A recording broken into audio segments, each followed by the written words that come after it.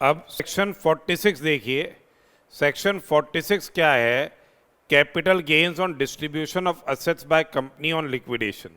तो देखिए, अगर कोई क्या हो रहा है, कैपिटल असेट है, उसका क्या हो रहा है, डिस्ट्रीब्यूशन हो रहा है to share holders on liquidation. Liquidation पे शेयर होल्डर्स को कैपिटल असेट का क्या हो रहा है, डिस्ट्रीब्यूशन हो रहा है। ठीक है, तो उस पर्टिकुलर सर्कमस्टांस में क्या होगा भैया, एक सेकंड संजय ले ले। उस पर्टिकुलर सर्कमस्टांस में in hands of company, in hands of company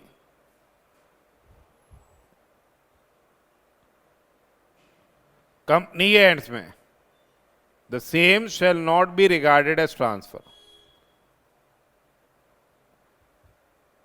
ये कंपनी के हैंड में ट्रांसफर नहीं माना जाएगा। ये ले Sanjay, in hands of company same will not be regarded as transfer. ठीक है, अब शेयर होल्डर के हैंड में, शेयर होल्डर के हैंड में आपको क्या है, कैपिटल गेन्स निकालना होगा।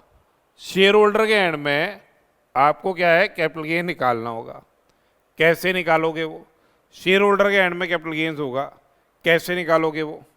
देखो, जो शेयर होल्डर को मनी मिला, पैसा मिला लिक्विडेशन पे, plus fair market value of asset received on liquidation. पैसा मिला plus fair market value of asset received on liquidation. जो पैसा मिला plus fair market value of asset received on liquidation. पैसा मिला और fair market value of asset जो मिली on liquidation, उसमें से क्या करोगे, सबसे पहले इसका जो शेयर आ रहा है एक्यूमुलेटेड प्रॉफिट में वो घटा दोगे।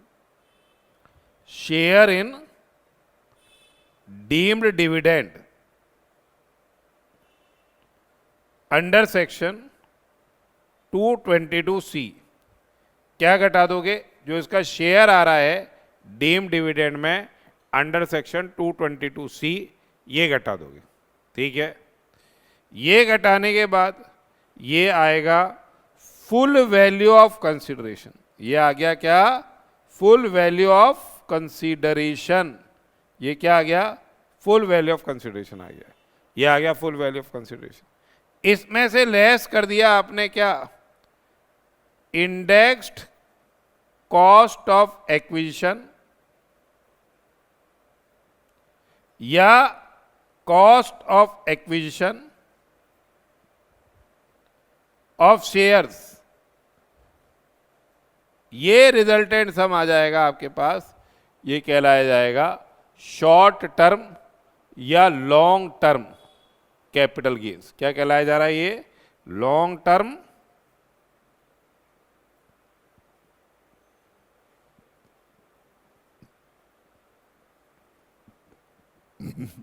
कैपिटल गेन्स कहलाया जा रहा है।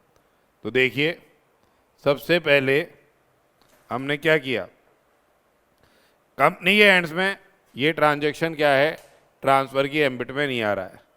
शेयर होल्डर के हैंड में ये ट्रांजैक्शन कैसे निकाला जाए, कैपिटल गेन्स होगा। कैसे होगा, मनी सो रिसीव्ड और market value of asset received on liquidation और या on the date of distribution. ये क्या है, फुल वैल्यू, मतलब इसमें से घटा देंगे हम शेयर इन डीम्ड डिविडेंड, फिर बचेगा amount full value of consideration, और फिर इंडेक्स कॉस्ट या कॉस्ट एक्शन ऑफ शेयर्स घटा के आपके पास क्या आ जाएगा, लॉन्ग टर्म कैपिटल गेन्स आ जाएगा। ठीक है, अब शेयर होल्डर ने वो असेट को आगे बेचा, तो जिस भी कीमत पे बेचा उसमें से आप क्या कर दोगे, जो मार्केट, जो फेयर मार्केट वैल्यू जो आपने अभी कैपिटल गेन्स के लिए निकाली थी, वो इसकी क्या बन जाएगी, कॉस्ट बन जाएगी।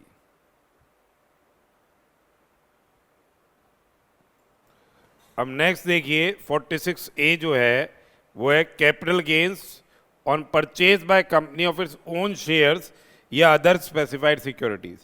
Capital gains on purchase by company of its own shares and other specified securities, यानी बायबैक ऑफ शेयर्स हो रहा है। तो अब यहाँ पे देखो, यदि डोमेस्टिक कंपनी है, यदि डोमेस्टिक कंपनी है और वो बायबैक करती है शेयर्स, डोमेस्टिक कंपनी ने बायबैक किया शेयर्स, तो उसको खुद को ही टैक्स देना है। 115 QA में बायबैक पे टैक्स लगता है 23.296% की रेट से। तो कंपनी को ही जब टैक्स देना है तो शेयर होल्डर के एंड में क्या हो जाएगी, ये इनकम क्या हो जाएगी, एग्जेम्प्ट हो जाएगी। तो buyback of shares bye domestic companies, the same is subject to what? Additional income tax at rate of 23.296%. Income arising to shareholder of listed या unlisted companies, the same is exempt under section 1034A. वो क्या हो जाएगी, exempt हो जाएगी under section 1034A. अब अगर buyback of shares है by company other than domestic company, buyback of shares by company other than domestic company, the same is not subject to tax. The same is not subject to tax in the hands of the company. Share holder के end में जो भी income arise हो रही है, share holder के end में जो भी इनकम अराइज हो रही है क्या हो जाएगी, the same will be taxable as capital gains under 46A। वो कैसे निकालोगे, जो amount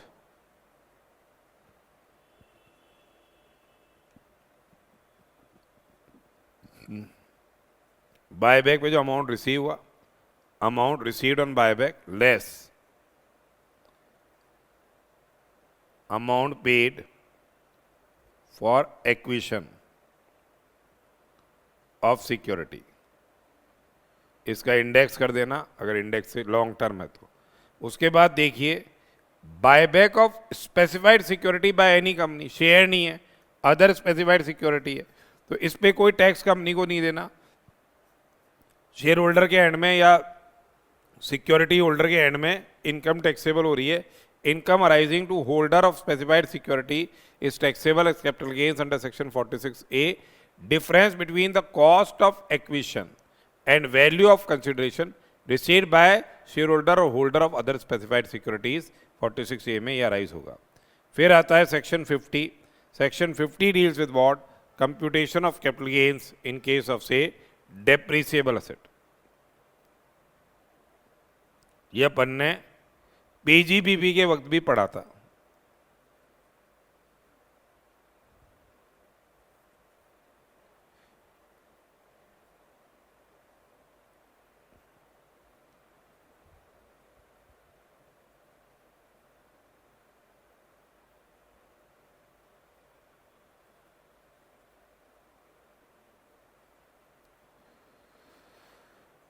computation of capital gains in case of से डेप्रिसिएबल असेट। डेप्रिसिएबल असेट के केस में कैपिटल गेन्स की कंप्यूटेशन हम कैसे करेंगे, देखिए, in case the asset is sold, ये असेट ब्लॉक का पार्ट है और इसको अपन ने क्या है, बेच दिया। Sale proceeds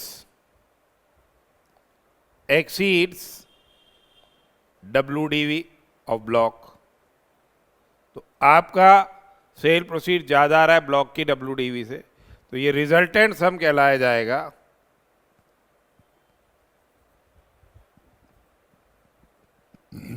short term capital gains कहलाया जाएगा।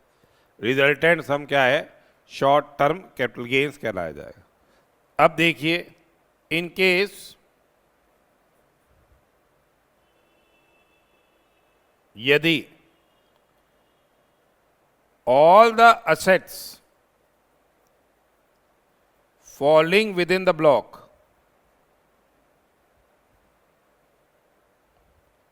are sold, सारे के सारे assets ही बेच दिए ब्लॉक में, तो no depreciation shall be admissible. कोई डेप्रिसिएशन आपको एडमिसिबल नहीं होगा, कोई डेप्रिसिएशन आपको एडमिसिबल नहीं होगा। जो रिजल्टेंट सम होगा, जो रिजल्टेंट सम होगा या तो शॉर्ट टर्म कैपिटल गेन होगा या शॉर्ट टर्म कैपिटल लॉस होगा। तो देखिए, computation of capital gains in case of depreciable asset, block of asset does not cease to exist, WDV of block is reduced to zero. Block of asset does not cease to exist, WDV of block is say reduced to zero. Block of asset does not cease to exist, WDV of block is say reduced to zero. कैसे?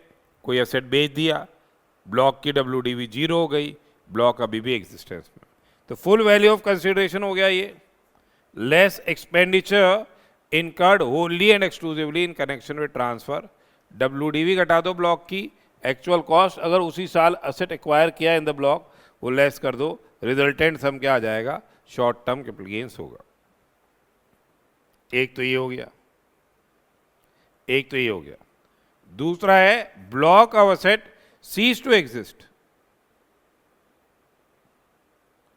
Block of asset cease to exist. कैसे block of asset cease to exist? All the assets in the block are sold, ठीक है।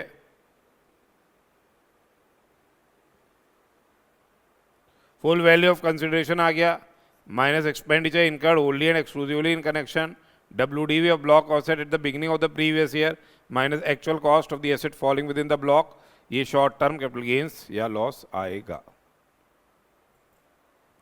अब power generating undertakings है, तो यदि कोई power generating undertakings है तो उस पर्टिकुलर सर्कमस्टांस में जिन्होंने डेप्रीसिएशन स्ट्रेट लाइन मेथड के आधार पे लिया हुआ है, तो अपन ने देखा था जिन्होंने 3211 में डेप्रीसिएशन लिया था इंडिविजुअल असेट की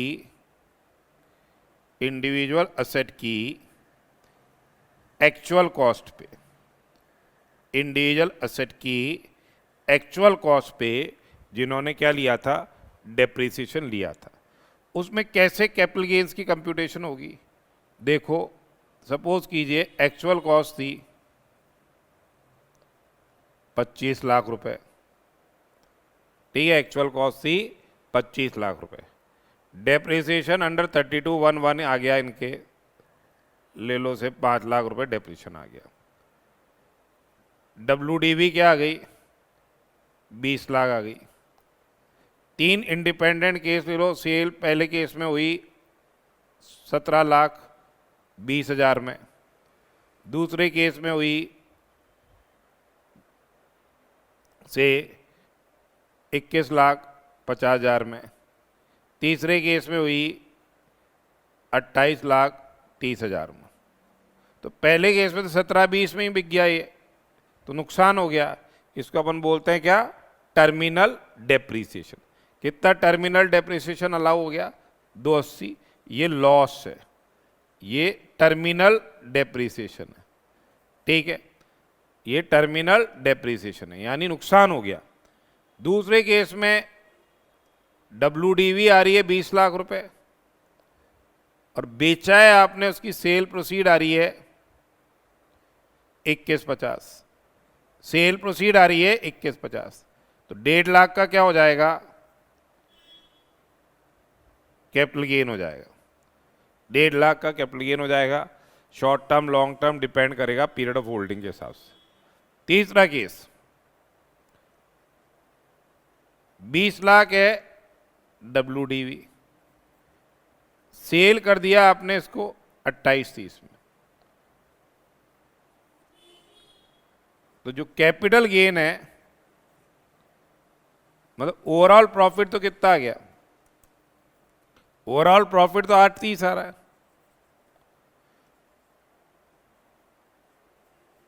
जितने एक्सटेंट तक का डेप्रीसिएशन मिला, ये तो 41(2) में बैलेंसिंग चार्ज होगा। जितने एक्सटेंट तक का डेप्रीसिएशन दिया गया, ये 41(2) में बैलेंसिंग चार्ज होगा। और ओरिजिनल कॉस्ट के ऊपर जो बिका, कितना बिका? 28-30 माइनस 25 ओरिजिनल कॉस्ट थी, 3-30 का क्या होगा? 3-30 का। ये कैपिटल गेन नहीं है ये भैया, ये तो बैलेंसिंग चार्ज है, वो गलत देख लिया आपने। जितने ओरिजिनल कॉस्ट के ऊपर बिकेगा ना, वही कैपिटल गेन है। ये ओरिजिनल कॉस्ट के ऊपर बिक रहा है, ये कैपिटल गेन है। वो ऊपर वाला तो बैलेंसिंग चार्ज ही रहेगा, जल्दबाजी में गड़बड़ हो गई, ये 41.2 में बैलेंसिंग चार्ज ही।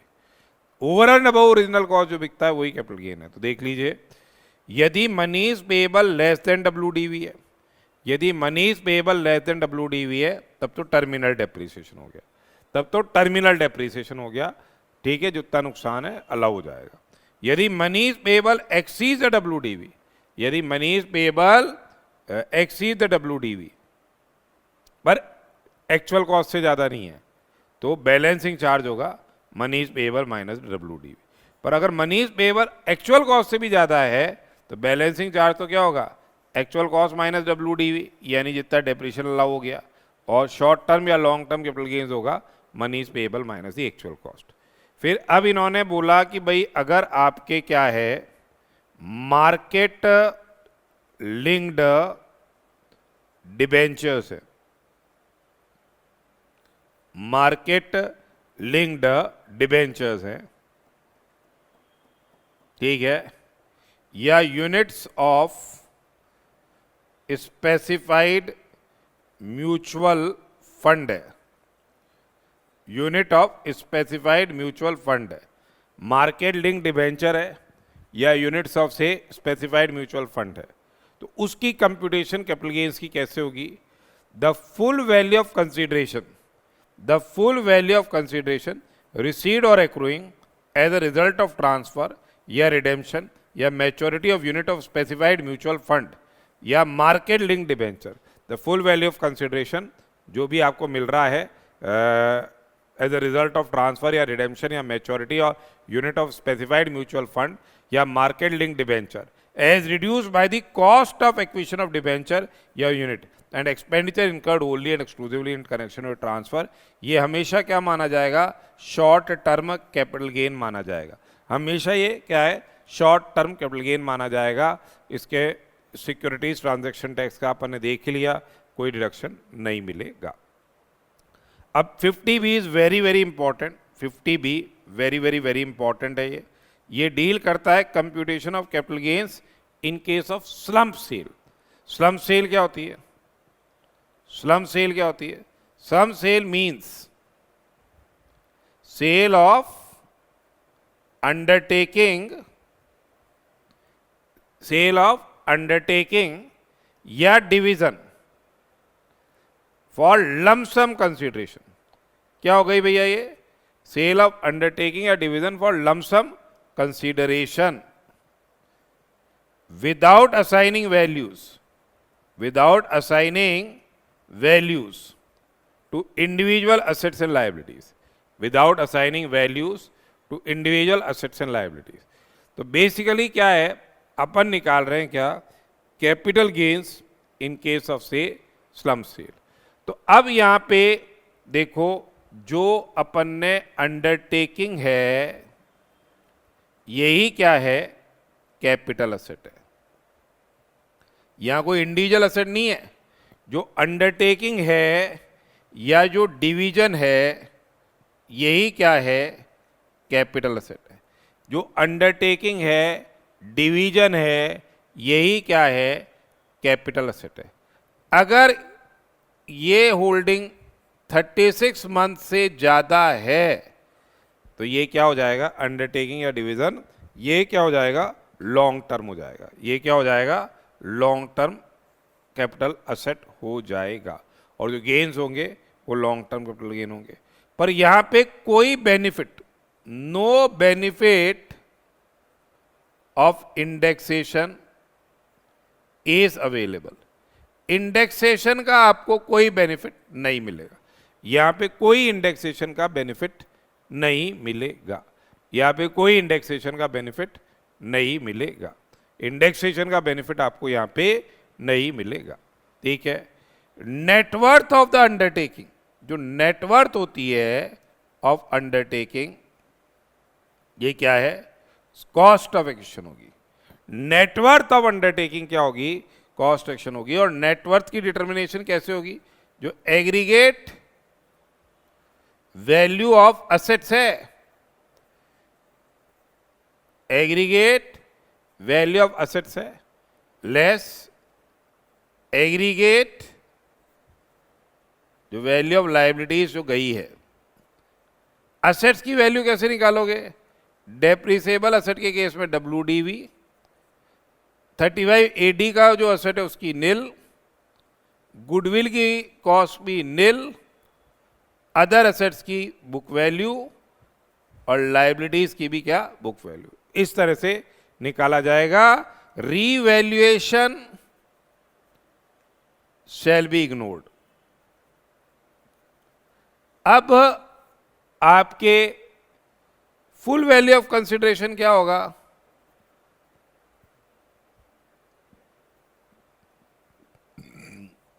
जो FMV 1 और फेयर मार्केट वैल्यू 2 ये निकल के आ रही है, 1 और 2 full value of consideration, which ever is से हायर। आपको कैश मिला, आपको अदर असेट्स मिले, इनकी वैल्यू निकाली जाएगी। ये फेयर मार्केट वैल्यू 2 हो गई। जो असेट्स आपके जा रहे हैं स्लम सेल में, उनका भी निकाला जाएगा वैल्यू, उनकी फेयर मार्केट वैल्यू निकाली जाएगी। तो ये एक तरह से फुल वैल्यू ऑफ कंसिडरेशन की क्या होगी? डिटर्मिनेशन होगी। Net worth is to be certified by whom? Chartered accountant. जो स्लम सेल बहुत ही इंपॉर्टेंट है। तो फुल वैल्यू ऑफ कंसिडरेशन क्या होगी? जो fair market value of capital asset है as on the date of transfer, fair market value of capital asset as on the date of transfer calculated in the prescribed manner, वो क्या हो जाएगी? Full value of consideration हो जाएगी। ठीक है। इसमें से आप क्या करोगे? Expenditure which has been incurred wholly and exclusively in connection with transfer, वो लेस कर दोगे। जो नेटवर्थ ऑफ अंडरटेकिंग है, जो नेटवर्थ ऑफ अंडरटेकिंग है, वो एक तरह से क्या बन गई? आपकी कॉस्ट ऑफ एक्विजिशन बन गई और कॉस्ट ऑफ इंप्रूवमेंट बन गई। ये घटा दोगे। कोई इंडेक्सेशन का बेनिफिट आपको इस केस में नहीं मिलेगा। इंडेक्सेशन का बेनिफिट इस केस में नहीं मिलेगा। रिजल्टेंट सम क्या हो जाएगा? शॉर्ट टर्म या लॉन्ग टर्म कैपिटल गेन होगा। अगर undertaking is held for not more than 36 months, तब तो ये क्या हो जाएगा? Short term, otherwise long term. अब नेटवर्थ की कंप्यूटेशन कैसे हो रही है? नेटवर्थ की कंप्यूटेशन जैसे मैंने बताया, aggregate value of total assets of the undertaking या डिवीजन। क्या हो रहा है? Aggregate value of the total assets of the undertaking और division, ignoring any change in the value of assets on account of revaluation. Depreciable asset में आप क्या लोगे? WDV लोगे। ध्यान रखना, रिवैल्यूएशन को कंसीडर यहाँ नहीं करना है। इन केस जिसमें पूरा का पूरा एक्सपेंडिचर का डिडक्शन आपको अलाउ हो गया है 35 AD में, उस केस के अंदर इसको क्या ले लिया जाएगा? उस केस के अंदर इसको क्या ले लिया जाएगा? निल ले लिया जाएगा। उस केस में इसको क्या है? निल कंसीडर किया जाएगा। क्या कंसीडर करेंगे अपन? निल कंसीडर करेंगे। ठीक है। उसके बाद देखिए, जहाँ गुडविल ऑफ बिजनेस है ये निल लिया जा रहा है। अदर असेट्स में बुक वैल्यू ली जा रही है। इसमें से जो आपके लाइबिलिटीज हैं जो ली ट्रांसफर हुई है स्लम सेल में, उसकी बुक वैल्यू को रिड्यूस करके ये आपके पास आ गई क्या? Net worth. That is basically what? The net worth. अब आपको फेयर मार्केट वैल्यू 1 और फेयर मार्केट वैल्यू 2 निकालनी है। जो भी दोनों में से ज्यादा होगा वो क्या बन जाएगा? फुल वैल्यू ऑफ कंसिडरेशन बन जाएगा। तो देखो, फेयर मार्केट वैल्यू 2 इसलिए कह रहे हैं कि भाई पहले तो मॉनेटरी कंसिडरेशन मिलता था, फिर अब नॉन मॉनेटरी कंसिडरेशन भी मिल रहा है। तो देखो ई क्या हो गया? That is the value of monetary consideration received और accruing as a result of transfer. A क्या हो गया? जो वैल्यू ऑफ मॉनेटरी कंसिडरेशन है। F fair market value of non monetary consideration received और accruing as a result of transfer of property. ठीक है, जो कि कैलकुलेट किया जाएगा प्रिस्क्राइब्ड मैनर में। जी क्या हो गया? जो आपके price which the non monetary consideration received और accruing as a result of transfer represented by property other than immovable property, जो कि 115 यूए से रिलेटेड नहीं है। यूए की जो प्रॉपर्टीज है उनका तो वैल्यूएशन यूए के अनुसार होगा। एच क्या हो गया? जो आपको सपोज करो लैंड बिल्डिंग वगैरह मिल गई, तो उस केस के अंदर जो स्टैम्प ड्यूटी वैल्यू है, उस केस के अंदर क्या आ रही है? जो स्टैम्प ड्यूटी वैल्यू है, जो स्टैम्प ड्यूटी वैल्यू है वो आ जाएगी अपने। ठीक है। अब जो हमारा FMV 2 क्या हो गई? A + B plus C plus D minus L. A क्या हो गया?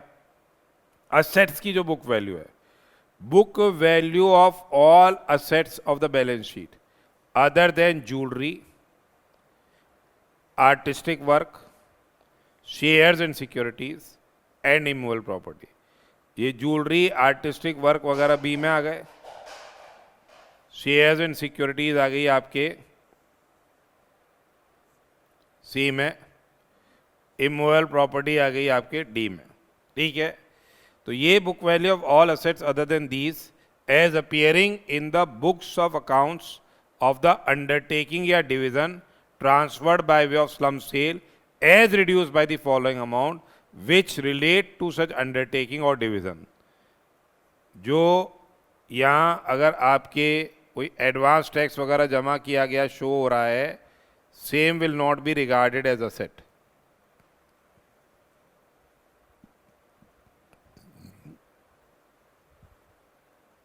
ये एसेट नहीं माना जाएगा। हावेवर जो इनकम टैक्स रिफंड है, इनकम टैक्स रिफंड है, इनकम टैक्स रिफंड है, ये एसेट है। जो इनकम टैक्स रिफंड है ये एसेट है। ठीक है, फिर है amount shown as asset including unamortised amount of deferred expenditure which does not represent से द वैल्यू ऑफ असेट। और कोई डेफर्ड रेवेन्यू एक्सपेंडिचर वगैरह वो ये असेट के एम्बिट में नहीं आ रहा। फिर jewellery, the price which the jewellery and artistic work would fetch when sold in the open market, ये आ गया। Fair market value of securities आ गई, डिटरमाइंड इन प्रिस्क्राइब्ड मैनर। और जो भी आपके लैंड बिल्डिंग वगैरह जा रही है उसकी स्टैम्प ड्यूटी वैल्यू आ गई, minus book value of the liabilities as appearing in the books of accounts. ठीक है, जो स्लम्प में गई उसमें पेड अप शेयर कैपिटल नहीं आ रही है। Amount set apart for payment of dividends on preference shares या equity shares, reserves and surplus नहीं आ रहे हैं। एक्सेस प्रोविजन फॉर टैक्सेशन अगर बनाया है, एक्सेस प्रोविजन फॉर टैक्सेशन बनाया है, वो नहीं है आपकी liability. Provision for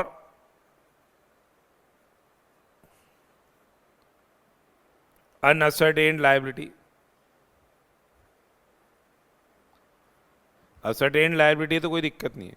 provision for unascertained liability nature of reserve है और कंटिंजेंट लायबिलिटीज के प्रोविजन है, तो ये नहीं है एक तरह से लायबिलिटी। अतः इस तरह से FMV 1 और FMV 2 करके आप इनका डिटर्मिनेशन करेंगे। जो भी ज़्यादा होगा वो क्या हो जाएगा, फुल वैल्यू हो जाएगा। नेटवर्थ कॉस्ट है ये। तो 50B is most important one. 50B exam में पूछा जाता है, मोस्ट इंपॉर्टेंट है। इसको भी अपन नीचे प्रैक्टिकल क्वेश्चन जब डिस्कस करेंगे, इसके प्रैक्टिकल भी डिस्कस करेंगे, जो पास्ट किस तरह के एग्जाम में क्वेश्चन आते हैं। फिर आती है हमारे पास बात क्या, 50C। This is also very very very important one. 50C भी बहुत इंपॉर्टेंट है। यहाँ पे बेसिकली क्या है, लैंड या बिल्डिंग या बोथ, लैंड बिल्डिंग या बोथ, बेसिकली क्या है, ये कैपिटल असेट है, ये कैपिटल असेट है और इसको आप ट्रांसफर कर रहे हो। अगर स्टाम्प ड्यूटी वैल्यू एक्सीड्स, किससे ज्यादा है stamp duty value, 110% of actual consideration. Stamp duty value किससे ज्यादा है, 110% ऑफ एक्चुअल कंसिडरेशन। किससे ज्यादा है, 110% ऑफ एक्चुअल कंसिडरेशन से ज्यादा है स्टैम्प ड्यूटी वैल्यू। तो क्या हो जाएगा, स्टैम्प ड्यूटी वैल्यू को ले लेंगे हम फुल वैल्यू ऑफ कंसिडरेशन, और ये stamp duty value on the date of registration ली जाएगी। स्टैम्प ड्यूटी वैल्यू किस दिन की ली जाएगी, ऑन द डेट ऑफ, बोला ये क्या लिख दिया, रजिस्ट्रेशन ली जाएगी। पर सपोज कीजिए एग्रीमेंट पहले ही एंटर हो गया, agreement date and registration date ये अगर क्या है, डिफरेंट है, एग्रीमेंट डेट और रजिस्ट्रेशन डेट क्या है, डिफरेंट है, तो stamp duty value on date of agreement लेंगे, ऑन डेट ऑफ एग्रीमेंट लेंगे यदि होल या पार्ट ऑफ कंसिडरेशन, होल या part of consideration is received on और बिफोर डेट ऑफ एग्रीमेंट। किसके द्वारा? अकाउंट पे ही चेक के द्वारा, account payee bank draft के द्वारा, use of electronic clearing system या other electronic mode as may prescribed.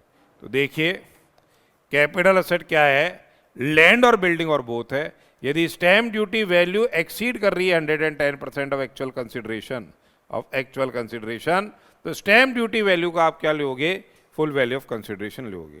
तो स्टैम्प ड्यूटी वैल्यू का आप क्या लोगे, फुल वैल्यू ऑफ कंसिडरेशन लोगे। यदि date of agreement and date of transfer, ठीक है, date of agreement is different from से date of transfer, and whole और part of consideration is received by way of account payee cheque, account payee bank draft, ECS या other electronic mode as may be prescribed. तो stamp duty value क्या लोगे आप, on date of agreement लोगे। Other electronic mode में क्या आ गया आपके, एनईएफटी आ गया, आरटीजीएस आ गया, यूपीआई आ गया, आईएमपीएस आ गया, नेट बैंकिंग आ गया, credit card, debit card, Bhim, Aadhaar pay आ गया, ठीक है। If date of agreement and date of transfer,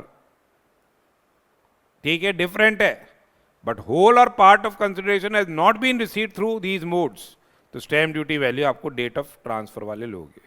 और अगर stamp duty value does not exceed 110% of the actual consideration, तो एक्चुअल कंसिडरेशन ही फुल वैल्यू ऑफ कंसिडरेशन होगा। अब क्या है, असेसी कह सकता है मे अप्लाई टू एओ, किसके लिए, कि भैया refer case to valuation officer. जो वैल्यूएशन ऑफिसर है कैन रिड्यूस द वैल्यू, पर अगर उसने एनहेंस कर दी, एनहेंस कर दी यानी मोर देन एचडीवी निकाल दिया, तो उस केस के अंदर स्टैम्प ड्यूटी वैल्यू क्या है, ले ली जाएगी। Where the assessing officer refers the valuation to valuation officer on assessee's claim, the stamp duty value exceeds the fair market value of property on the date of transfer, the stamp duty value has not been disputed in appeal or revision, or reference has been made to say court। तो अगर valuation officer ने value जो निकाली वो क्या कर रहे हैं, एक्सीड कर रहे हैं किससे, स्टैम्प ड्यूटी वैल्यू से, तब तो स्टैम्प ड्यूटी वैल्यू ले लोगे। और उसने जो वैल्यू निकाली वो कम है, किससे कम है, स्टैम्प ड्यूटी वैल्यू से, तो value determined by the valuation officer लिया जाएगा। अगर ये subsequently the value has been revised in appeal और रिवीजन, तो value so revised in appeal और रिवीजन वो कंसिडर कर लिया जाएगा। देन 50 CA क्या है, 50 CA is dealing with special provisions for full value of consideration in case of for transfer of shares other than quoted shares, ठीक है, other than quoted shares। so where the consideration received or accruing as a result of transfer by an assessee of capital asset being share of company other than quoted share, अगर less than fair market value है, यानी unquoted shares है, उसका full value of consideration is less than FMV, तो उस case के अंदर क्या हो जाएगा, फेयर मार्केट वैल्यू क्या बन जाएगी, फुल वैल्यू ऑफ कंसिडरेशन बन जाएगी। 50D है, fair market value deemed to be full value of consideration in certain cases where the consideration received or accruing as a result of transfer of capital asset by an assessee is not ascertainable or cannot be determined, तो फिर क्या हो जाएगा, fair market value को क्या ले लिया जाएगा, फुल वैल्यू ऑफ कंसिडरेशन ले लिया जाएगा। CA और D तो खैर इतना खास नहीं है। अब सेक्शन 51 देखिए, सेक्शन 51 है, जैसे आपने कोई कैपिटल असेट है, बोला कि भाई हम इसको ट्रांसफर करेंगे, ठीक है, और आपने क्या ले लिया, पेशगी ले ली, एडवांस मनी ले लिया भैया। अब बायर कुड नॉट पे बैलेंस अमाउंट,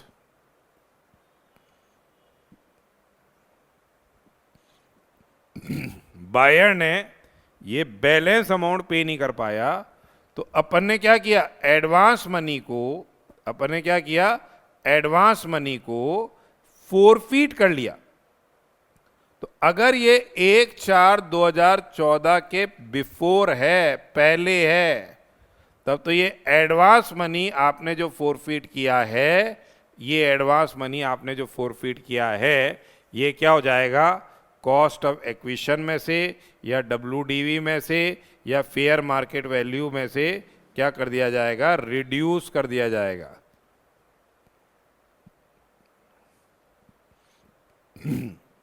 और अगर ये 1/4/2014 के बाद है, तो ये आपकी क्या है, इनकम फ्रॉम अदर सोर्सेज होगी, तब रिड्यूस नहीं होगा, ये डायरेक्टली तब क्या हो जाएगी, आपकी इनकम फ्रॉम अदर सोर्सेज हो जाएगी। तो इन केस एडवांस और अदर मनी, एडवांस और other money received by assessee on occasion of agreement of sale of capital asset is forfeited by him, is forfeited by him, the same shall be reduced from the WDV। WDV किस case में,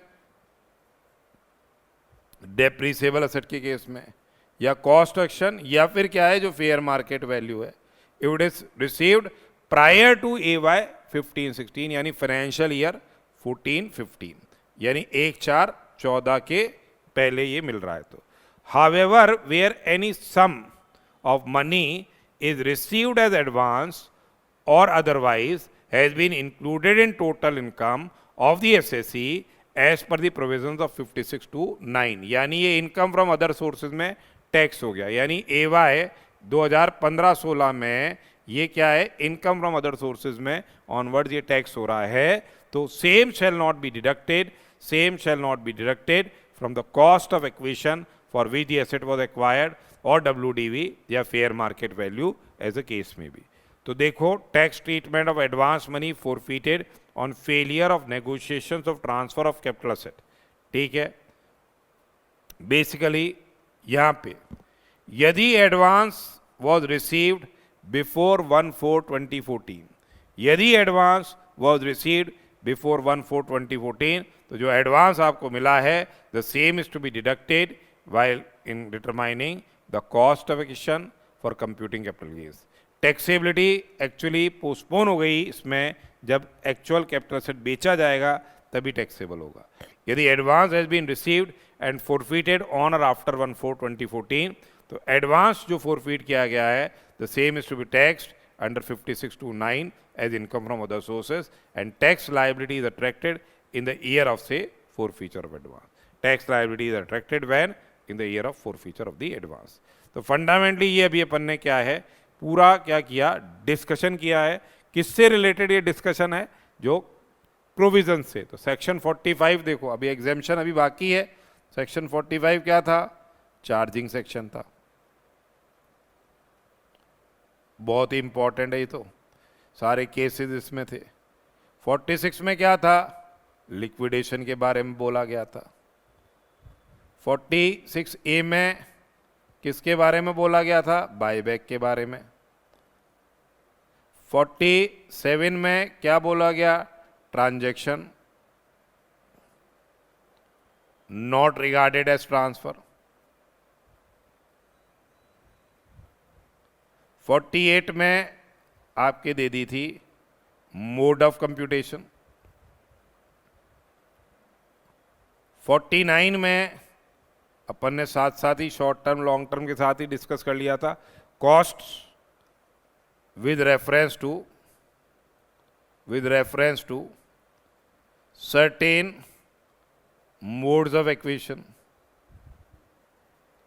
फिर अपन ने 50 पढ़ा था डेप्रीसेबल asset के case में, 50A power generating undertakings के केस में, 50AA अभी मार्केट लिंक्ड डिबेंचर्स के केस में, 50B स्लम सेल के बारे में बात थी, 50C stamp duty value of land building both के बारे में बात थी जब फुल वैल्यू ऑफ कंसिडरेशन निकाल रहे थे, 50CA में full value of consideration unquoted share में निकाला जा रहा था, 50D determination of full value of consideration in certain cases. फिर आया था अपने पास 51 एडवांस मनी रिसीव्ड। ये अभी अपन ने क्या है मोटा मोटी करा है। कल आगे हम सेक्शन 54 से रिलेटेड एग्जेम्पशंस करेंगे, फिर टैक्सेबिलिटी के बारे में बात करेंगे, फिर इसके जो पास्ट एग्जाम क्वेश्चंस है वो डिस्कस करेंगे। अब देखिए हम लोग क्या है सेक्शन 54 डिस्कस करेंगे। सेक्शन 54 क्या है? एग्जेम्पशंस है फ्रॉम कैपिटल गेन्स। तो यदि आप बेसिक फंडामेंटल चीज़ क्या है, देखिए यदि आपने कोई कैपिटल असेट क्या किया, ट्रांसफ़र किया है, और उसी नेचर का कैपिटल असेट आप एक्वायर कर लेते हो, तो जो कैपिटल गेन होता है वो एग्जेम्प्ट होता है। 54F को छोड़ दो जहाँ पे नेट कंसिडरेशन को इन्वेस्ट करना पड़ता है, बाकी सभी सेक्शंस के अंदर आपको क्या है कैपिटल गेन के अमाउंट को इन्वेस्ट करना है नए असेट को खरीदने के लिए। अगर इन्वेस्टमेंट ज़्यादा है तब तो पूरा का पूरा कैपिटल गेन्स क्या हो जाएगा, एग्जेम्प्ट हो जाएगा।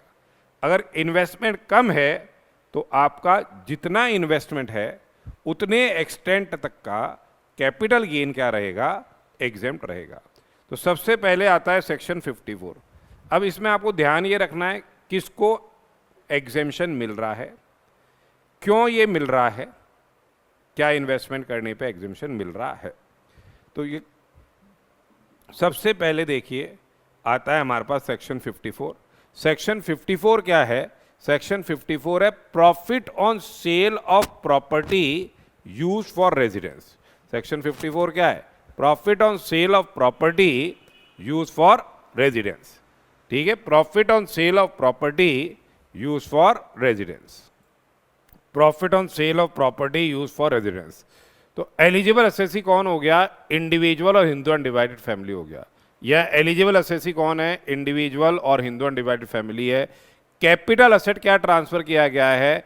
कैपिटल असेट ट्रांसफर किया गया residential house property. Capital asset transfer किया गया है residential house property being building और लैंड पर्टिनेंट देयर टू। ठीक है, रेजिडेंशियल हाउस है वो ट्रांसफर आप कर रहे हो। असेट क्या होना चाहिए? ये लॉन्ग टर्म होना चाहिए, लॉन्ग टर्म होना चाहिए। कैपिटल गेन्स जो हो रहा है वो आपके लॉन्ग टर्म हो रहा है। लॉन्ग टर्म कब हो जाता है? जब period of holding exceeds 24 months. Nature of asset क्या है? लॉन्ग टर्म है। अब नया असेट आपको क्या खरीदना है या बनवाना है? अब आपने बेचा क्या है? रेजिडेंशियल हाउस प्रॉपर्टी बेचा है, तो आपको नया असेट क्या खरीदना है? रेजिडेंशियल हाउस प्रॉपर्टी खरीदना है within 1 year before, within 1 year before या और 2 years from date of transfer, from date of transfer. ये तो हो गया आपके परचेज। या कंस्ट्रक्ट करना है क्या? या कंस्ट्रक्ट करना है क्या नया घर within 3 years, within 3 years from date of transfer, within 3 years from date of transfer. तो आपको नया असेट परचेज करना है या कंस्ट्रक्ट करना है। 1 residential house situated in India, 1 residential house situated in India, एक घर बनवा लो। और अगर आपका capital gain does not exceed 2 crore, तो आपका अगर capital gain does not exceed ₹2 crore, capital gain 2 crore से ज्यादा नहीं है, यदि आपका कैपिटल गेन 2 करोड़ से ज्यादा नहीं है, यदि आपका कैपिटल गेन 2 करोड़ से ज्यादा नहीं है, तो उस पर्टिकुलर सरकमस्टांस के अंदर 2 हाउसेस, 2 घर आप खरीदते हो, 2 घर shall also be eligible for exemption.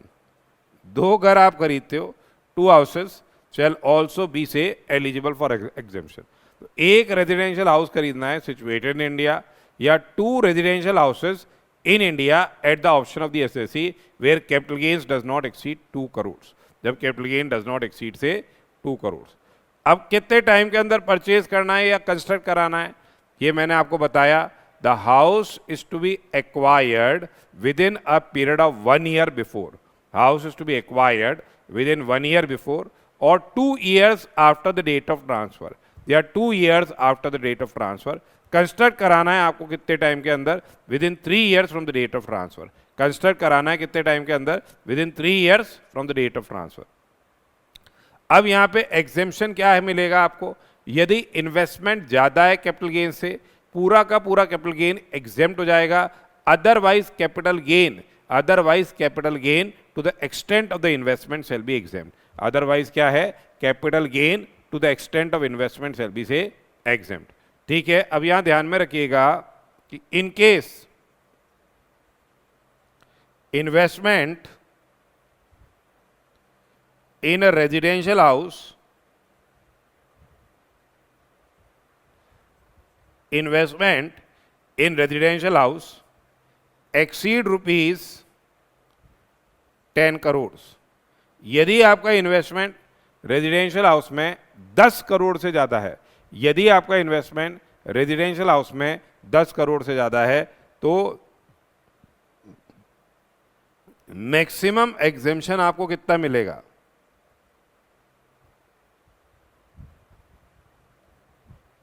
10 crore का मिलेगा। मैक्सिमम एग्जेम्पशन आपको कितना मिलेगा, 10 करोड़ का मिलेगा। तो however if the cost of new residential house या houses exceeds 10 crore rupees, the amount exceeding rupees 10 crore would not be taken into account for exemption. ठीक है, एग्जेम्पशन उसमें नहीं मिलेगा। अब देखिए आपको क्या है, ये अमाउंट डिपॉजिट कराना है कहां पे, ऑन और before the due date of furnishing, return of income, on or before the due date of furnishing, return of income in capital gain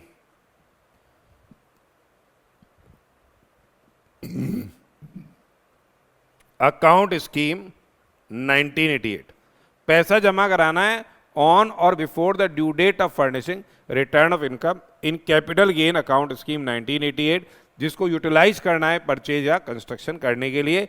अगर आप अमाउंट यूटिलाइज नहीं कर पाए तो आफ्टर एक्सपायरी ऑफ 3 years जो अमाउंट अनयूटिलाइज होगा, after expiry of 3 years जो amount unutilise होगा वो क्या हो जाएगा, वापस से क्या है, चार्जेबल टैक्स होगा। तो ऐसा तो है नहीं कि आपने क्या बनाई, चुटकी बजाई और क्या हो गया, आपका घर बन के पूरा हो गया, ऐसा तो होगा नहीं। तो इसलिए इन्होंने क्या बना रखा है कि एक अलग से अकाउंट खुलवाइए, कैपिटल गेन की राशि को उसमें जमा कराइए। कब तक जमा कराइए, ऑन और before the due date of furnishing the return of income, और उस पैसे को यूटिलाइज करो कितने टाइम के अंदर, 2 साल के अंदर घर बनवाने के लिए, या 3 साल घर खरीदने के लिए, या 3 साल के अंदर घर बनवाने के लिए। अगर ये अमाउंट आप यूटिलाइज नहीं करते हो तो फिर क्या हो जाएगा, वो चार्जेबल टू टैक्स हो जाएगा after the expiry of 3 years।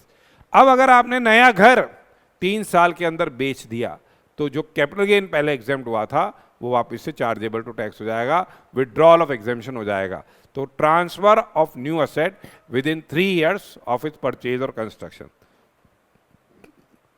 कितना एग्जेम्पशन, कैसे टैक्सेबिलिटी अराइज होगी, जो नया घर है उसकी कॉस्ट ऑफ एक्विजिशन में से जो कैपिटल गेन पहले एग्जेम्प्ट हुआ है, उसकी कॉस्ट सेक्शन में से जो कैपिटल गेन एग्जेम्प्ट हुआ है उसको आप क्या कर दोगे, रिड्यूस कर दोगे। तो exemption claimed earlier shall be reduce from what, the cost section of the new asset to compute the capital gains on such new asset. ठीक है, तो ये आपने सेक्शन 54 पढ़ा। तो सेक्शन 54 क्या था, अगर आप रेजिडेंशियल हाउस प्रॉपर्टी ट्रांसफर करते हो और इन्वेस्टमेंट कर देते हो किसमें, रेजिडेंशियल हाउस प्रॉपर्टी में, तो आपको एग्जेम्पशन मिल रहा है। फिर आती है हमारे पास बात क्या, 54B। 54B क्या कहता है, capital gains on transfer of agricultural land. कौन सा एग्रीकल्चरल लैंड है भैया, ये कौन सा एग्रीकल्चरल लैंड है, ये एग्रीकल्चरल लैंड है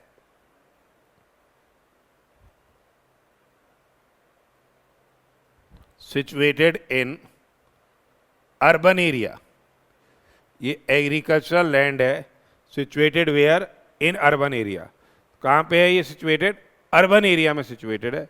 तो एलिजिबल एसएससी कौन हो गया, इंडिविजुअल या हिंदू अनडिवाइडेड फैमिली हो गई। एलिजिबल एसएससी कौन हो गया, इंडिविजुअल और हिंदू अनडिवाइडेड फैमिली हो गई। ये भी क्या होना चाहिए, लॉन्ग टर्म कैपिटल एसेट है।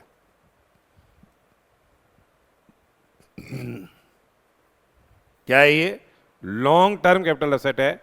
ये क्या है, लॉन्ग टर्म कैपिटल एसेट है, जो कि इंडिविजुअल या उसके पेरेंट्स या एचयूएफ उसको काम में ले रहे हूं एग्रीकल्चरल पर्पसेस के लिए within period of 2 years immediately preceding the date of transfer.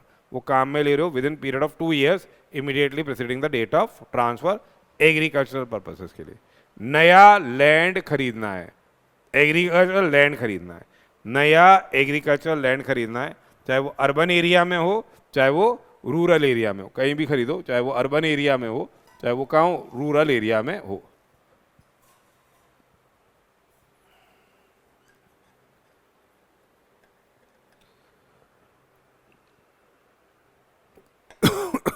Excuse me.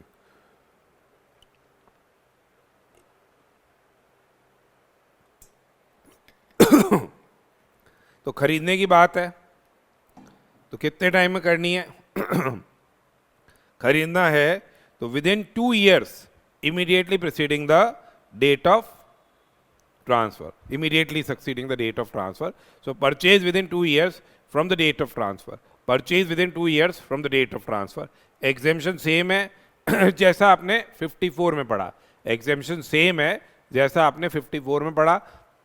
Investment अगर ज़्यादा है कैपिटल गेन से तब तो पूरा का पूरा कैपिटल गेन एग्जेम्प्ट हो जाएगा, अदरवाइज जितने नया एसेट है, जितना नया एसेट है उसकी कॉस्ट तक का कैपिटल गेन क्या हो जाएगा, एग्जेम्प्ट हो जाएगा।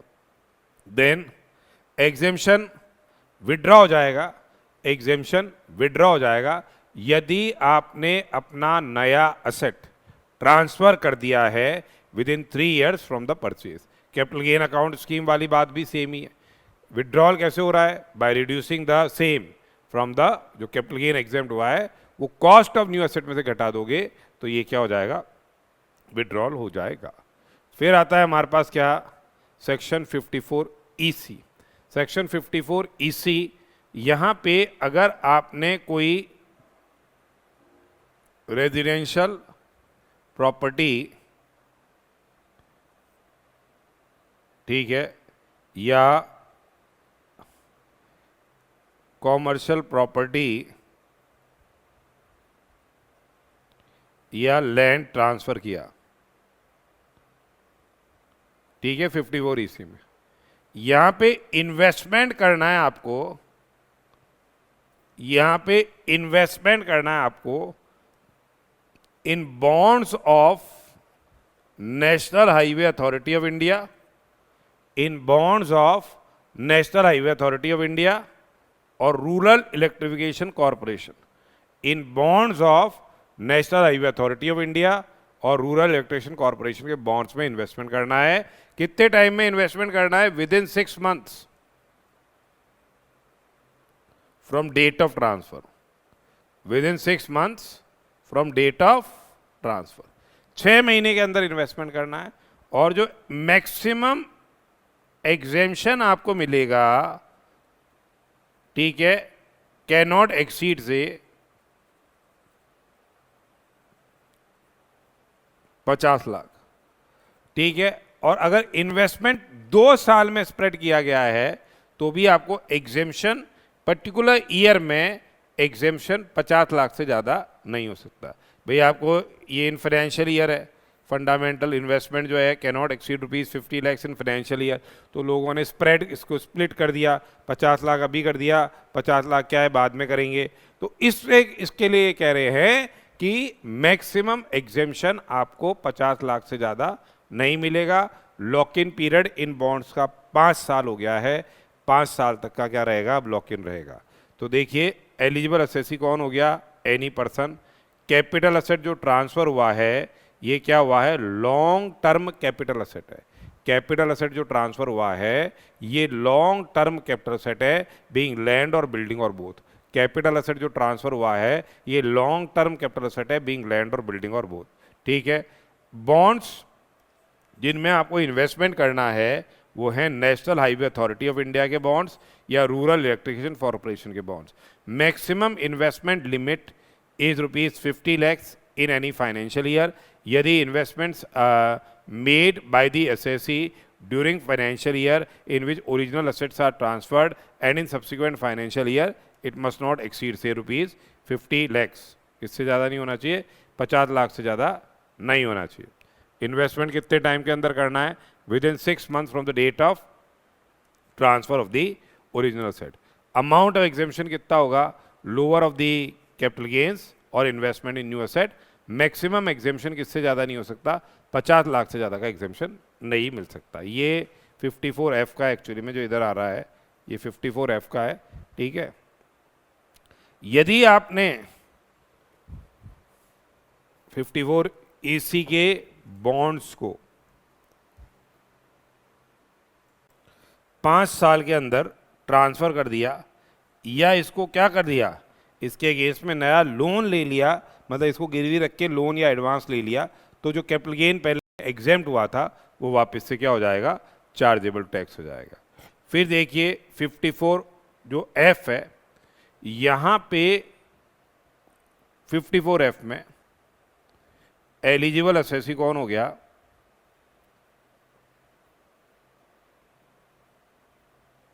(54F) में जो एलिजिबल असेसी है वो इंडिविजुअल है या हिंदू अनडिवाइडेड फैमिली है?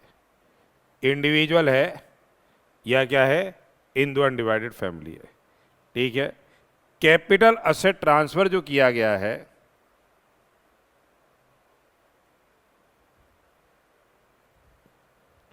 कैपिटल असेट ट्रांसफर जो किया गया है वो एनी कैपिटल असेट है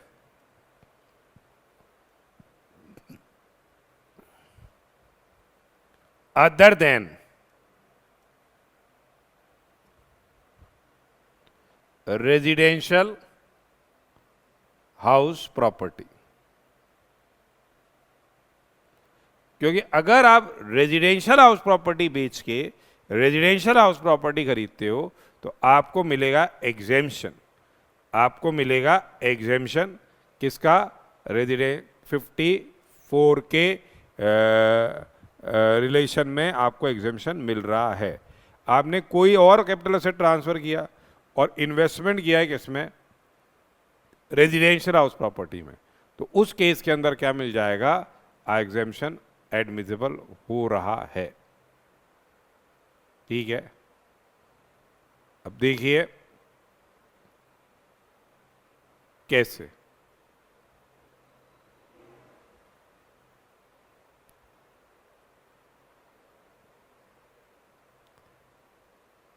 इन्वेस्टमेंट यहां पे क्या करना है?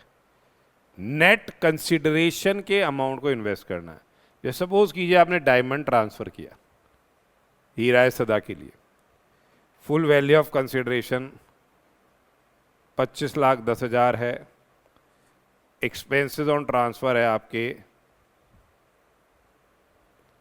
से 10,000। नेट कंसिडरेशन है 25 लाख। इंडेक्स कॉस्ट सेक्शन है 10 लाख। LTCG आ रहा है 15 लाख। LTCG आ रहा है 15 लाख। अब अगर आप पूरे के पूरे 25 लाख रुपए इन्वेस्ट कर देते हो तो पूरा का पूरा 15 लाख का कैपिटल गेन आपका क्या हो जाएगा? एग्जेम्प्ट हो जाएगा। तो यहां पे जो फॉर्मूला लगता है दैट इज एग्जेम्पशन क्या है? Capital gain upon net investment, sorry net consideration into amount invested. ये अंतर है। ये 115F में भी मिलेगा जब NR टैक्सेशन में आप देखोगे। तो 15 लाख आपका क्या है? कैपिटल गेन है। नेट कंसिडरेशन आपका 25 लाख है।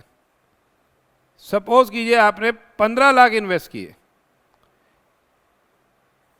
तो पहले तो 15 इन्वेस्ट करने पे पूरे 15 एग्जेम्प्ट हो रहे थे। अब 15 इन्वेस्ट करने पे 15 एग्जाम नहीं होके प्रपोर्शनेटली होंगे। क्या होंगे? प्रपोर्शनेटली होंगे। कितना हो जाएगा एग्जेम्पशन इस केस में?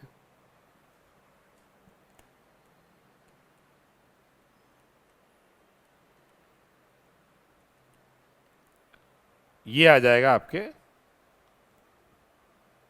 9 लाख रुपए। 9 लाख रुपए। तो देखिए सेक्शन 54F क्या है? Capital gains on transfer of certain capital assets not to be charged in case of investment in residential house. Eligible assessee कौन हो गया? इंडिविजुअल और एचयूएफ हो गया।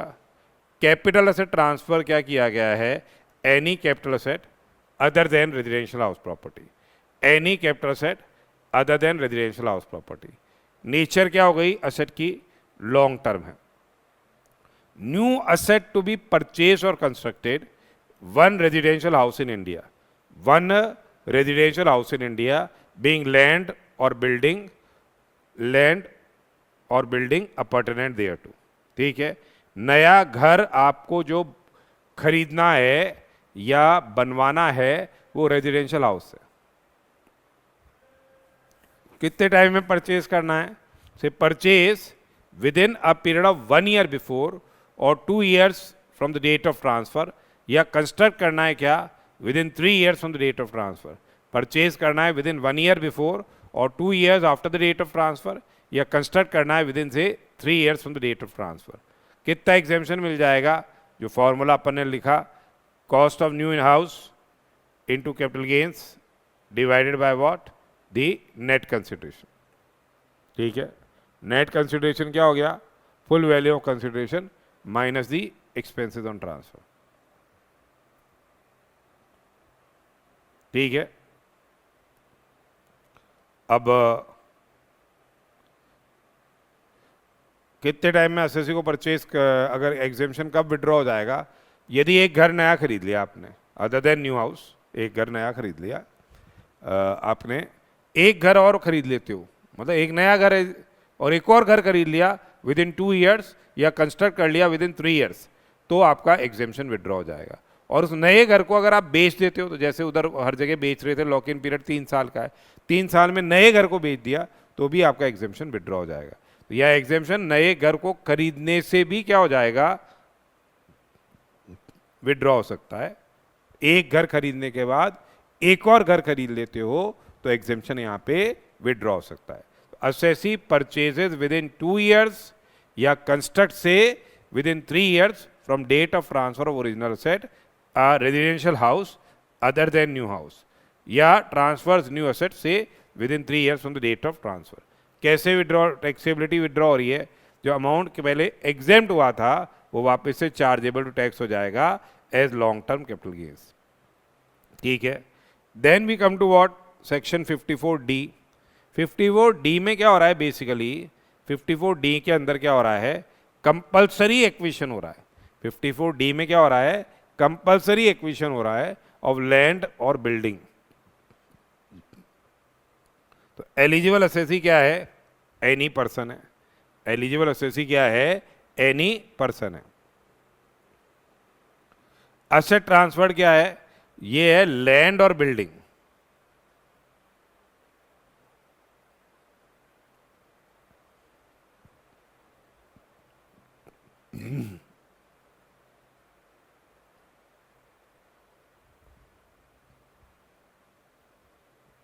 ये लैंड और building forming part of industrial undertaking which was used within 2 years, say prior, within say 2 years for industrial purposes prior to the date of compulsory acquisition। तो यहाँ बेसिकली क्या हो रहा है? कंपल्सरी एक्विजिशन हो रहा है किसका? लैंड और बिल्डिंग का, which was used by in the business of the industrial undertaking during say 2 years prior to the date of transfer। Nature of asset क्या है? लॉन्ग टर्म है। नेचर ऑफ असेट क्या है? लॉन्ग टर्म है। New land और building, new asset to be purchase या constructed, basically new land और building for the purpose of से इंडस्ट्रियल अंडरटेकिंग, न्यू लैंड और building for the purpose of से industrial undertaking. कितने टाइम के अंदर ये परचेज या कंस्ट्रक्शन करना है? Within 3 years, within 3 years from the date of receipt of the initial compensation, within 3 years from the date of receipt of the initial compensation। कितना exemption मिल जाएगा? कितना एग्जेम्पशन मिल जाएगा? एग्जेम्पशन कितना मिल जाएगा? Lower of the capital gains और investment in the new asset, same जो 54 में है।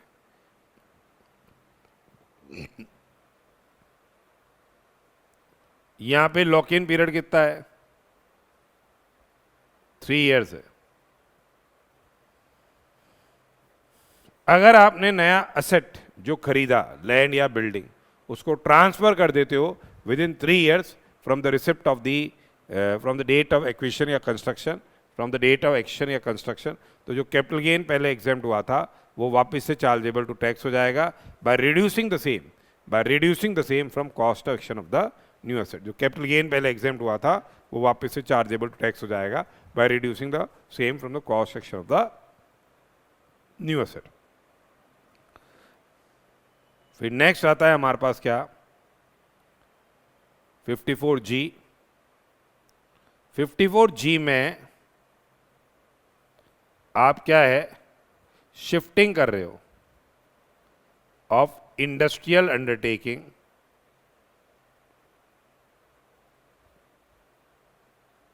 From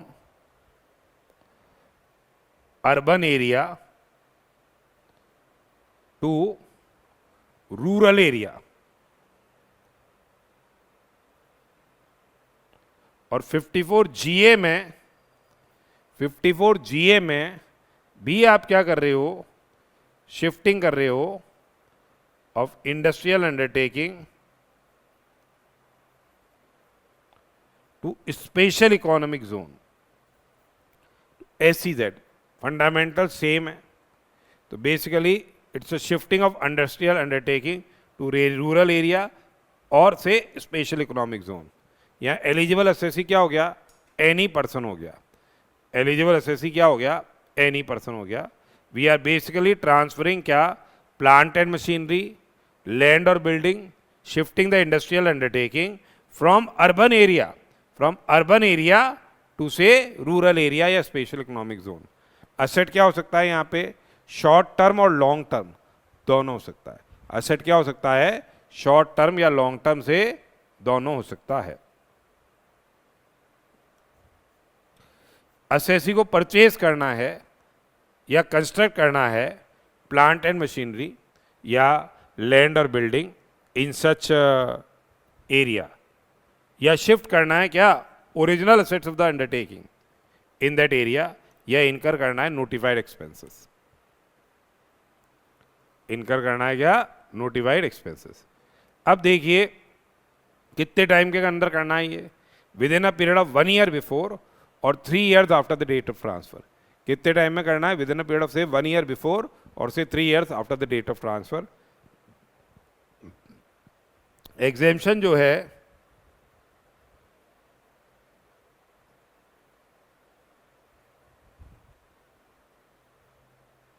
exemption same as of section 54. Exemption is same as of section 54। ठीक है। लॉक इन पीरियड 3 साल का है।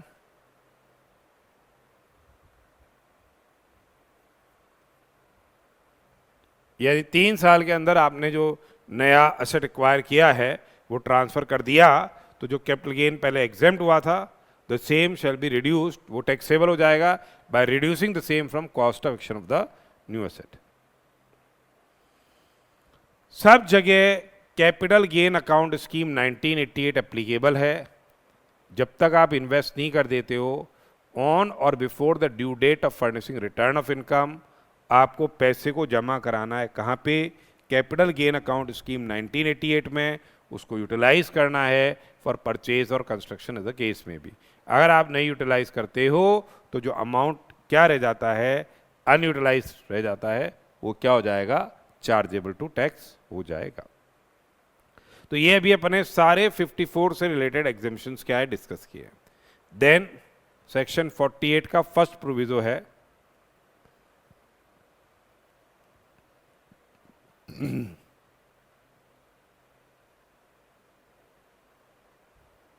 ये एप्लीकेबल होता है किस पे? नॉन रेजिडेंट पे। ये एप्लीकेबल हो रहा है किस पे? नॉन रेजिडेंट पे। नॉन रेजिडेंट पे अप्लाई हो रहा है। यहाँ पे बेसिकली क्या हुआ है? यहाँ पे शेयर्स या डिबेंचर्स ऑफ इंडियन कंपनी आपने एक्वायर किए। यहाँ आपने शेयर्स या डिबेंचर्स ऑफ इंडियन कंपनी आपने एक्वायर किए। शेयर्स या डिबेंचर्स ऑफ इंडियन कंपनी आपने एक्वायर किए हैं, मतलब एनआर ने, इन कन्वर्टिबल फॉरेन एक्सचेंज। ये शेयर्स और डिबेंचर्स इंडियन कंपनी के एक्वायर कर रहे हो आप किस पे? कन्वर्टिबल फॉरेन एक्सचेंज में। शेयर्स और डिबेंचर्स ऑफ इंडियन कंपनी आप एक्वायर कर रहे हो इन कन्वर्टिबल फॉरेन एक्सचेंज। देखो कैसे।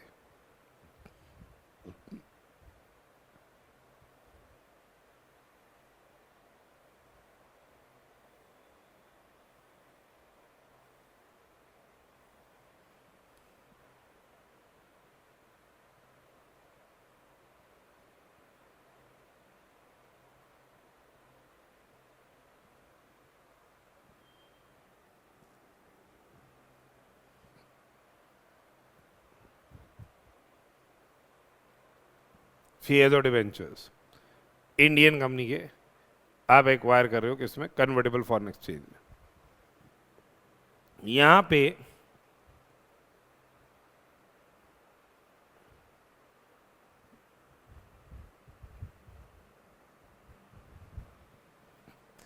जो फुल वैल्यू ऑफ कंसिडरेशन है,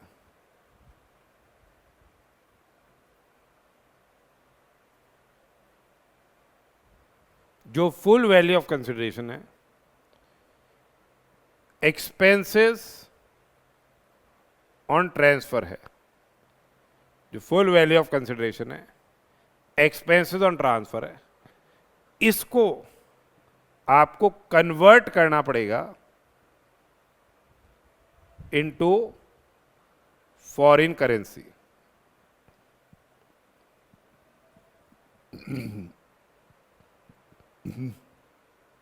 into foreign currency by applying average of TT buying rate and selling rate on date of transfer. ये आपको कन्वर्ट करना है क्या? फॉरेन करेंसी में by applying average of telegraphic transfer buying rate and selling rate on the date of transfer. ठीक है। इसी हिसाब से जो कॉस्ट ऑफ एक्विजिशन है, इसको भी आपको कन्वर्ट करना है। इसको भी आपको क्या है? कन्वर्ट करना है इन फॉरेन करेंसी। इसको भी आपको कन्वर्ट करना है in foreign currency by applying average of TT buying rate and selling rate on date of acquisition. ठीक है, buying rate and selling rate on the date of acquisition. इसको भी आपको कन्वर्ट करना है by applying average of TT buying rate and selling rate on the date of acquisition. अब जो foreign currency के अंदर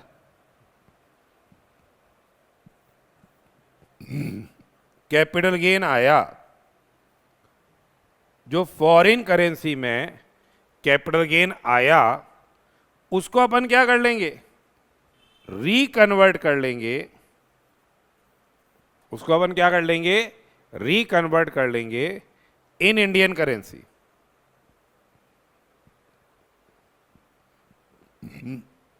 by applying buying rate on date of transfer by applying buying rate on date of transfer. Benefit of indexation मिलेगा नहीं. Benefit of indexation will not be available. Benefit of indexation will not be available. Indexation का benefit आपको available नहीं होगा. तो basically it is what capital gains in case of transfer of shares और debentures of Indian company purchase by non resident in से foreign currency. यहाँ पे जो फुल वैल्यू ऑफ कंसिडरेशन है उसको कन्वर्ट कर दिया जाएगा. यहाँ पे full value of consideration convert कर दिया जाएगा average exchange rate basically on the date of transfer के हिसाब से फॉरेन करेंसी में. एक्सपेंसेस भी ऐसे ही कन्वर्ट कर दोगे. कॉस्ट सेक्शन को भी एवरेज के बेसिस पे कन्वर्ट करोगे, पर cost section on the date of acquisition होगी. जो कैपिटल गेन फॉरेन करेंसी में निकल के आया उसको रिकन्वर्ट कर दोगे इंडियन करेंसी में by applying telegraphic transfer buying rate on the date of transfer. फिर एक है section 55A.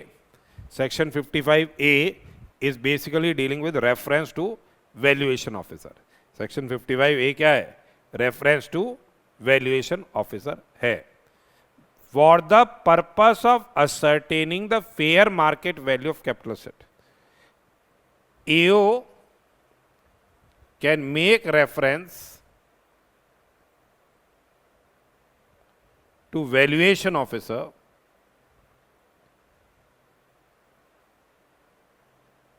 for the purpose of determining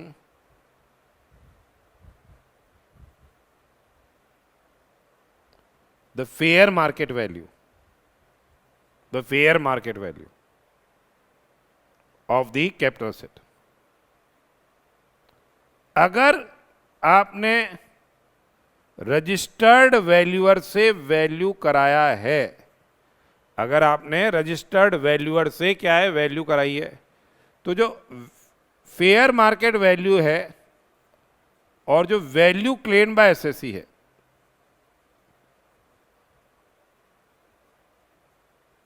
उसमें क्या आ रहा है? वेरिएंस आ रहा है. उसमें क्या आ रहा है? वेरिएंस है. ये पॉजिटिव वेरिएंस भी हो सकता है, नेगेटिव वेरिएंस भी हो सकता है. देखो फेयर मार्केट वैल्यू जहां कॉस्ट एक्शन का पार्ट बनता है उस कॉस्ट ऑफ एक्शन के लिए भी रेफरेंस हो सकती है कि भाई आपने तो ज़्यादा कॉस्ट शो कर रखी है, एक्चुअल कॉस्ट तो कम है. दूसरा, where the fair market value exceeds the value claimed by SSE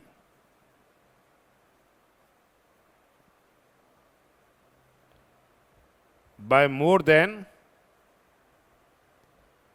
15%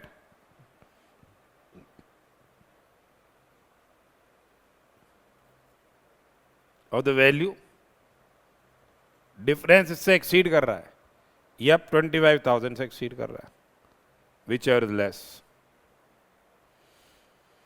से for example value claim bye SSC है 10 लाख रुपए,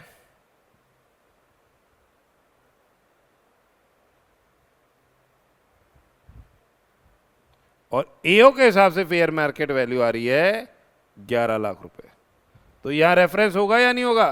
25,000 रुपए से ज्यादा हो गया डिफरेंस. डिफरेंस किससे ज्यादा हो गया? 25,000 से ज्यादा हो गया, रेफरेंस हो जाएगा. वैल्यू क्लेम बाय एसएससी क्या है? 1 लाख रुपए. फेयर मार्केट वैल्यू कितनी आ रही है? 1,20,000 रुपए. रेफरेंस होगा या नहीं होगा? होगा. ये 15% of value claim bye SSC से ज्यादा है. फिर valuation officer will determine the value, और उसके अनुसार क्या होएगा? फिर क्या होएगा? उसके अनुसार टैक्सेशन होगा. देन सेक्शन 112, अब हम बात कर रहे हैं taxability of capital gains. Section 112A, section 112 और सेक्शन 111A ये डील करते हैं क्या, taxability of capital gains. So when we discuss section 112A, basically it is dealing with what? Transfer of long-term capital gains, LTCG, on equity shares. They are listed and STT has been paid at a time of acquisition as well as transfer. Then it's dealing with units of equity oriented fund,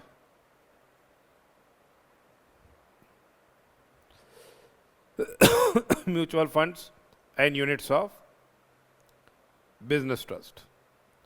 So here what is happening here is, क्या हो रहा है यहाँ पे, जो भी long term capital gain है इस पे अराइज हो रहा है in excess of rupees 1 lakh, in excess of rupees 1 lakh, ये टैक्सेबल होगा एट रेट ऑफ 10%. ये टैक्सेबल होगा एट रेट ऑफ 10%. एलटीसी जो अराइज हो रहा है वो टैक्सेबल होगा एट रेट ऑफ 10%. 1 लाख रुपए से ज्यादा होने पे 10% की रेट से टैक्स लग रहा है. यही इन पे अगर शॉर्ट टर्म कैपिटल गेन है तो 15% की रेट से टैक्सेबल हो रहा है, वो 15% की रेट से टैक्सेबल हो रहा है. जो अदर एलटीसीजी है उस पे 20% की रेट से टैक्सेशन हो रहा है. अदर एलटीसीजी पे 20% की रेट से टैक्सेशन हो रहा है. ठीक है, तो देखिए, tax on long term capital gains in certain cases.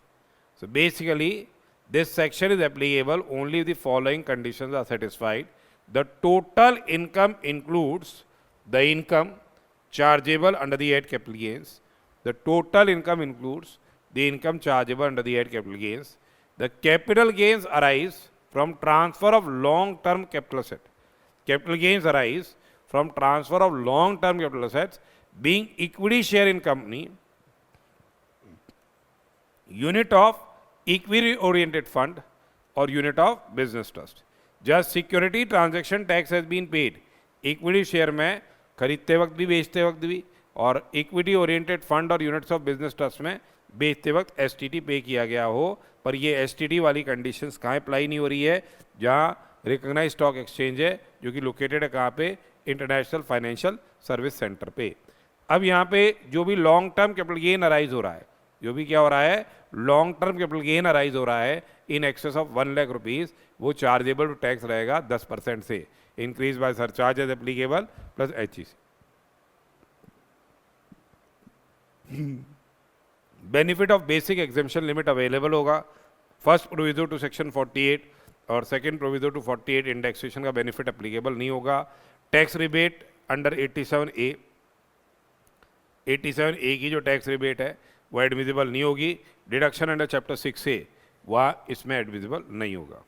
अब यहाँ पे जब अपन कैपिटल गेन्स कंप्यूट करते हैं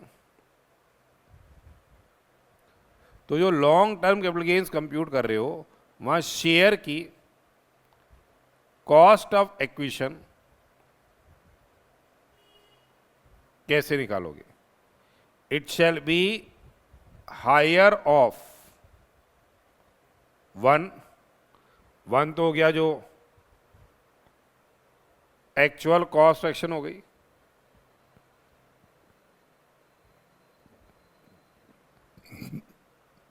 टू हो गया क्या, जो FMV as on 31/1/2018, FMV as on 31/1/2018 और सेल्स कंसिडरेशन, ये ए है ये बी है, whichever is less, whichever is से लेस.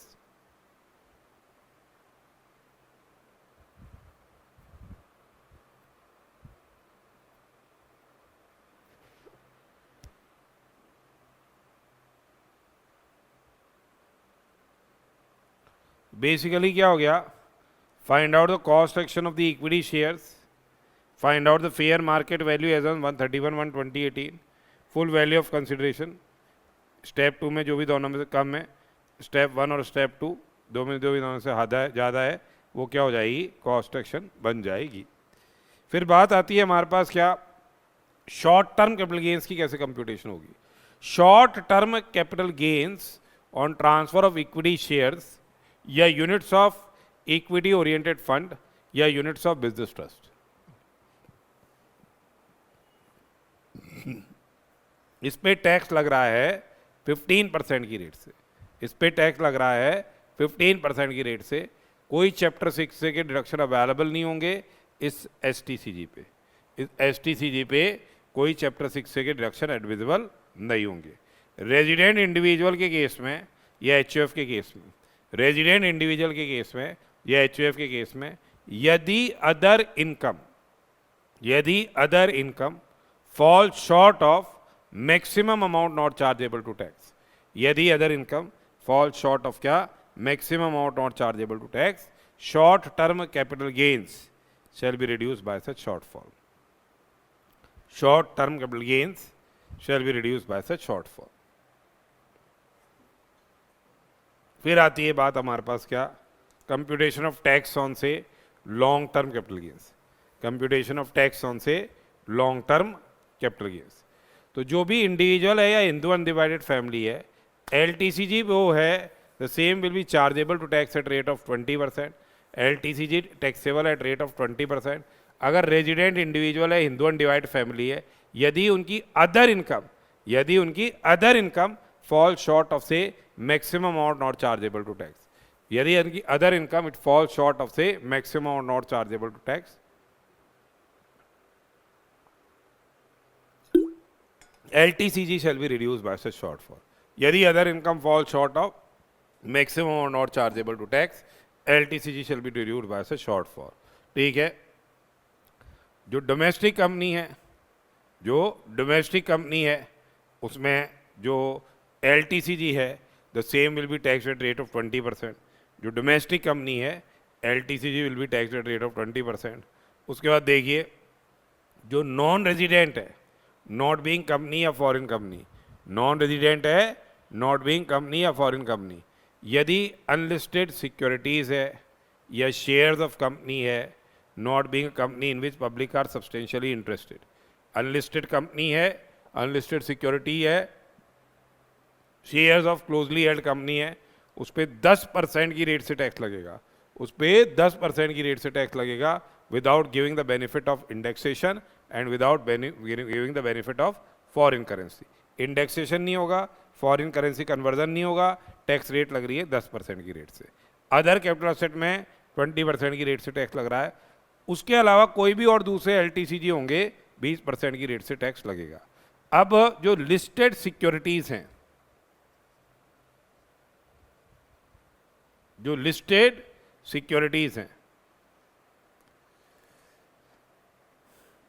अदर देन यूनिट और जीरो कूपन बॉन्ड्स, उनमें क्या है, ऑप्शन दिया है आप क्या दे दो, 10% ऑफ ग्रॉस LTCG यानी विदाउट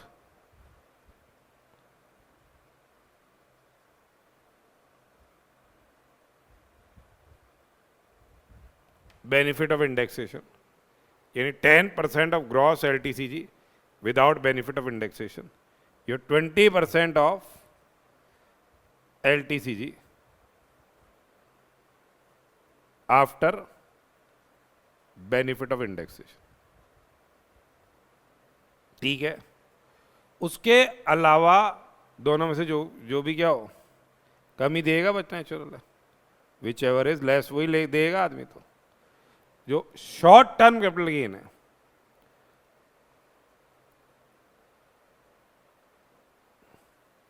जो other short term capital gain है, उन पे क्या लगेगी, स्लैब रेट लगेगी, उन पे क्या लगेगी, स्लैब रेट एप्लीकेबल होगी।